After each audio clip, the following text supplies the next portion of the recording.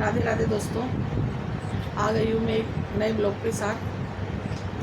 आपको अगर ये ब्लॉग्स अच्छा लगे तो लाइक करना, सब्सक्राइब करना और अपना कमेंट्स भी करना, बताना आपको कि कैसा लगा।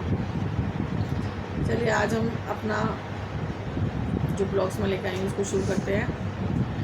तो आज मैं इस पर चर्चा करूँगी कि लोग कहते हैं हम इतने पूजा पाठ करते हैं फिर भी हम दुखी रहते हैं, और जो लोग पूजा पाठ नहीं करते वो इतने सुखी रहते हैं।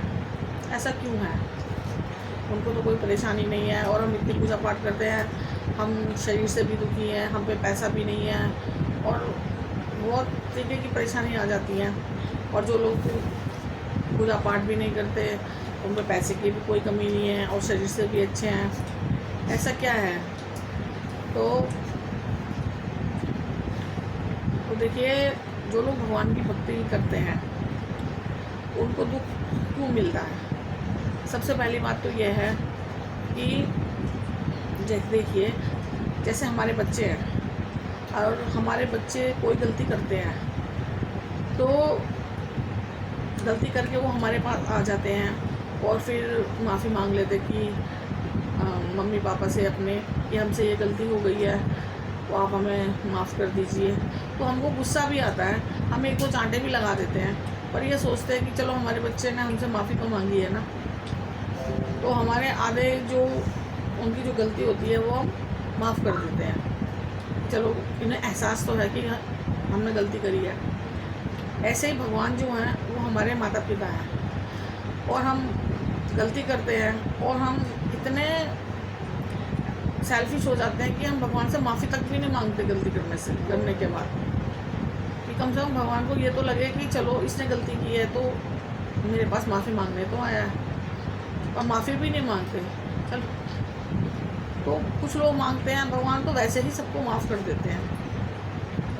अब रहा कि हमें दुख क्यों मिलता है, तो हम भी भाई भगवान के बच्चे ही हैं हम, तो भगवान हमें भी माफ़ कर देते हैं, लेकिन हम तो माफ़ी मांगने भी नहीं जानते। अब हम सोचते हैं कि हमें दुख क्यों मिल रहा है। लोग पूजा करते हैं, मान लो सुबह शाम की पूजा करते हैं, तो सोचते हैं हमें इसी में सब कुछ मिल जाए, कि एक जोत जलाई, बत्ती जोत जलाई शाम की सुबह की, कि हमें सब इसी में मिल जाए। लेकिन जैसे हम सुबह शाम की पूजा करते हैं, वो हमारा जैसे हम सुबह शाम का भोजन करते हैं ना, सिर्फ वही काम पूरा करता है कि हम इस जीवन में आए हैं, हमें मनुष्य का जन्म मिला है, तो हमें भगवान का शुक्रिया अदा करना चाहिए।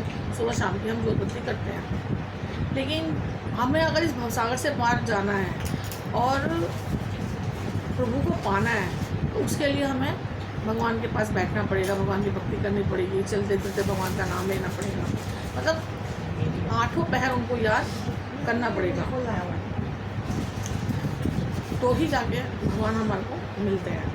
अब मान लो हम इतनी भक्ति करते हैं, आठों पैर भगवान को ध्याते हैं, आठों पैर हम भगवान को ध्याते हैं, तो उसमें क्या होता है,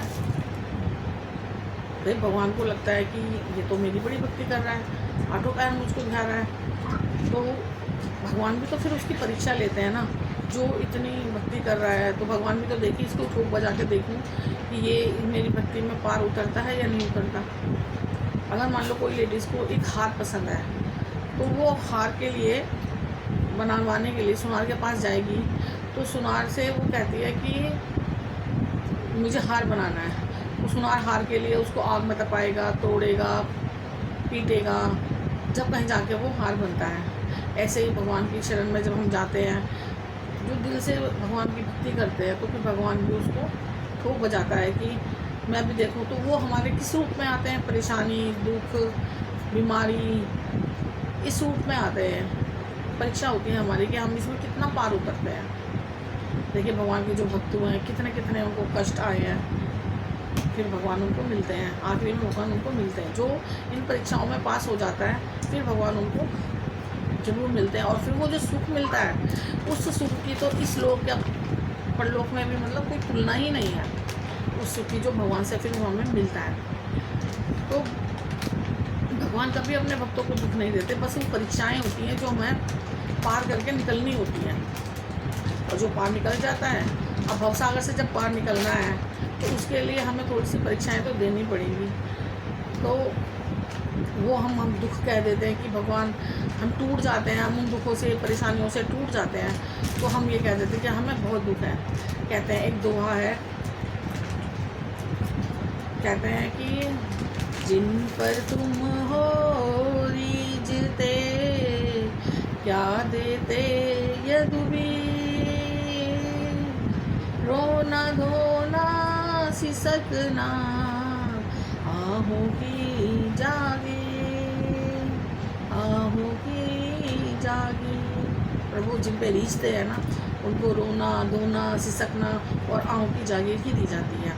और जो इसमें पार उतरता है वो भव सागर से पार उतर जाता है। इसलिए आप ये मत सोचो कि ये पूजा पाठ नहीं करते तो ये सुखी है। सब अपने अपने कर्मों का खेल है। आज शायद वो सब चीज़ से सुखी हैं, लेकिन प्रभु तो उनको नहीं मिल रहे हैं ना।